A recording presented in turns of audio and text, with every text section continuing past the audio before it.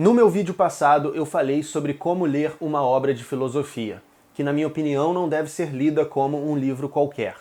Eu trouxe alguns conselhos e dicas do meu processo pessoal para a leitura, o estudo e o entendimento de ideias de pensadores e autores complexos. Bom, hoje eu quero falar sobre uma escola filosófica, uma corrente de pensamento que colocou a interpretação em seu centro. A hermenêutica, a corrente de pensamento da teoria e da prática interpretativa, embora seja uma das escolas filosóficas menos exploradas hoje em dia, menos exploradas nos manuais de filosofia, tem uma importância grande tanto para a filosofia quanto para as ciências. E, como quase tudo da nossa cultura ocidental, o seu nome tem uma relação com os gregos. Vem de Hermes, o deus mensageiro para os mortais das mensagens dos deuses, né? E que, segundo os gregos, era o responsável pela linguagem, pela comunicação. A hermenêutica surge no século XIX com o teólogo e filósofo Schleiermacher, que estava em busca de um método interpretativo universal para as escrituras bíblicas. E isso o levou a desenvolver a ideia do círculo hermenêutico. O círculo hermenêutico consiste em dois momentos de interpretação. Um momento da interpretação gramatical ou linguística, que diz respeito a regras filológicas, sintáticas, etimológicas, e um momento de interpretação psicológica ou técnica, que diz respeito às características individuais do autor. Bom, segundo essa ideia, seria preciso que o intérprete fizesse um movimento circular, que ele oscilasse entre esses dois momentos para alcançar uma interpretação mais completa, mais válida das ideias do autor do texto. Ainda assim, de acordo com Schleiermacher, não é possível alcançar uma interpretação total e perfeita.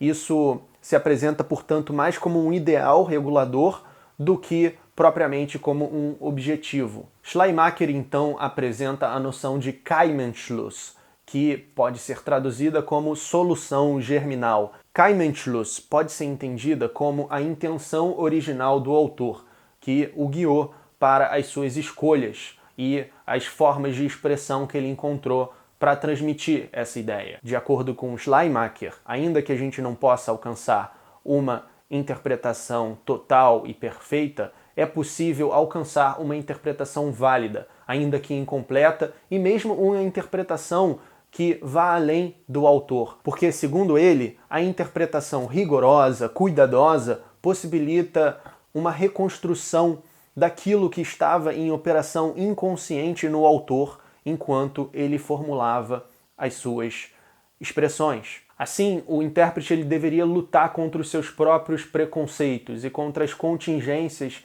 que naturalmente o afastam da interpretação mais válida possível. E nesse processo ele consegue atingir uma interpretação válida, ainda que sempre incompleta, e até mesmo superar a interpretação do autor, porque, segundo ele, a interpretação rigorosa, cuidadosa, possibilita uma reconstrução daquilo que estava em operação inconsciente no autor enquanto ele formulava as suas expressões. Agora, essa ideia da Keimentschluss vai ser muito criticada por um dos grandes nomes da hermenêutica que vai suceder o Schleiermacher, que é o Dilthey. Wilhelm Dilthey foi biógrafo do Schleiermacher e também um filósofo ele próprio. Sua grande contribuição vai ser uma adaptação histórica da hermenêutica, uma historização da hermenêutica. Segundo ele, o todo, que diz respeito à obra, ao texto, não é apenas o pensamento do autor, mas sim a própria história. A interpretação mais acertada vai ser possível não por conta de um retorno à ideia original do autor, à sua intenção original, mas sim por causa de uma posição histórica privilegiada. É possível para o intérprete remontar aquela forma de vida de um outro tempo. Heidegger, um dos grandes nomes da fenomenologia, ao lado de Edmund Husserl, vai ser muito influenciado por Dilthey, mas vai discordar tanto dele quanto de Schleiermacher. Para Martin Heidegger, é preciso tornar-se o ser auto-interpretativo que se é em primeiro lugar, que que todo ser humano, ou como ele preferia chamar, todo Dasein, todo ser aí, toda presença é em primeiro lugar.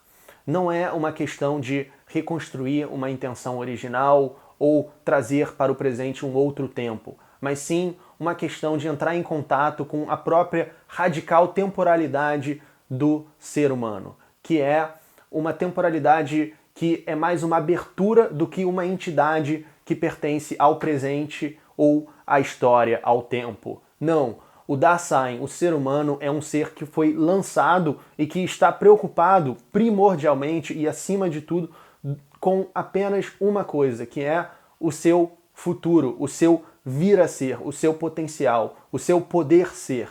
Ele é, portanto, um lugar que espera uma presença por vir. Não é uma entidade no tempo. Ele é sempre um poder ser, é sempre uma abertura para o futuro. E assim, Heidegger vai enfatizar a capacidade do Dasein enquanto o único ser que tem para si a disponibilidade do ser em geral. Apenas para ele, por conta da sua radical temporalidade, é possível ser colocada a questão do ser. Um gato não pensa a questão do ser. O gato é um ser, mas que está apenas sendo, ele não se coloca a questão do ser. Um ser humano, o Dasein, ele se coloca a questão do ser e é o único ser que faz isso. E assim, Heidegger, desviando a orientação hermenêutica dos outros dois pensadores que eu trouxe, ele vai enfatizar a capacidade do Dasein para a reflexão como um ser autointerpretativo de encontrar novos sentidos, novas respostas e novas interpretações. Não se trata, então, de uma ponte com o passado ou com um autor, mas sim do próprio potencial do Dasein para o pensamento. Gadamer, que também é outro grande nome da hermenêutica, vai ser um discípulo do Heidegger, que vai trazer também algumas das principais contribuições dessa escola. De acordo com ele, a tarefa da filosofia é interpretar a nossa existência. Na visão de Gadamer, nós devemos estar abertos a partir da nossa posição histórico-cultural para que o texto nos revele novas informações, novas interpretações.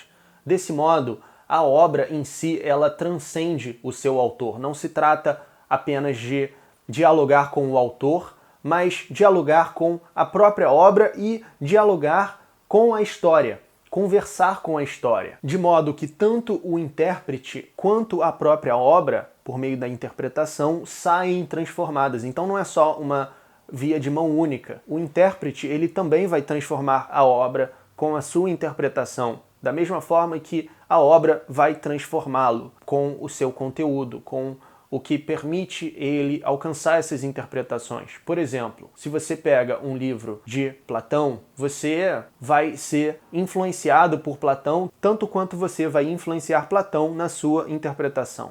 Assim, nessa fusão de horizontes, você lê a obra e a própria obra, e com ela o seu autor também lê em você. Para Gadamer, a leitura cuidadosa transforma o intérprete, muda a sua forma de se relacionar com os outros, com o mundo, na sua posição histórico-cultural, que é muito responsável pelos seus preconceitos e predisposições. Outros autores que também vão trabalhar com hermenêutica são Richard Rorty e Paul Ricoeur. Se você gostou dessa apresentação da hermenêutica, deixe a sua curtida, se tiver dúvidas, comente, e muito obrigado por assistir. Até a próxima!